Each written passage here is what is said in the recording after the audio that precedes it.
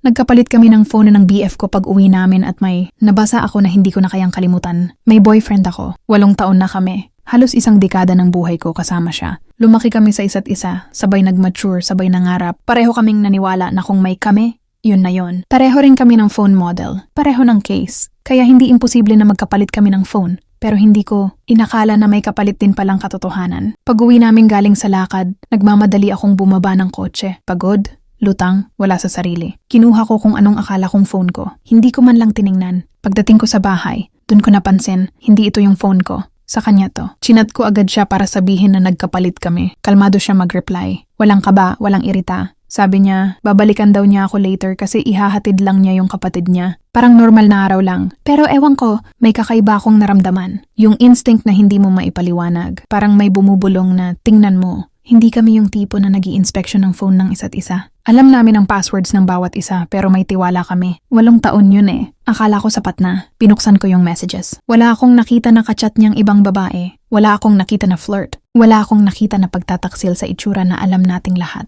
Pero may usapan sila ng barkada niya. Casual lang sa umpisa, hanggang sa nabasa ko yung tanong niya. Paano ba mag-approach ng bagong teammate? Huminto ako sa paghinga. Sabi niya sa chat, matagal na raw siyang hindi nanliligaw.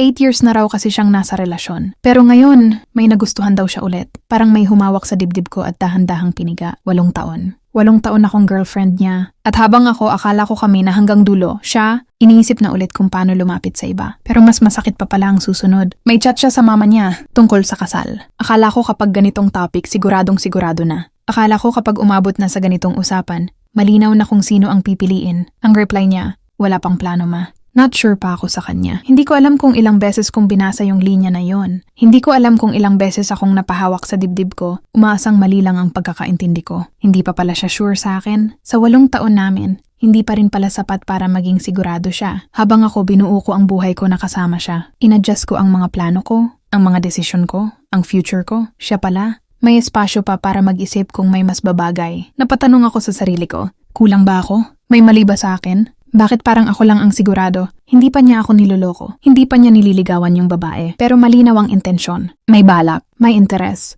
May pinto na binubuksan habang kami pa. At doon ako nalito. Too early ba para magdesisyon? Pwede pa bang pigilan? May paraan pa ba para ipaglaban ng 8 taon kung siya mismo hindi sigurado? Paano mo ipaglalaban ang relasyon kung ikaw lang ang humahawak? Paano mo ipipilit ang sarili mo sa taong hindi ka kayang piliin ng buo? Gusto kong kausapin siya.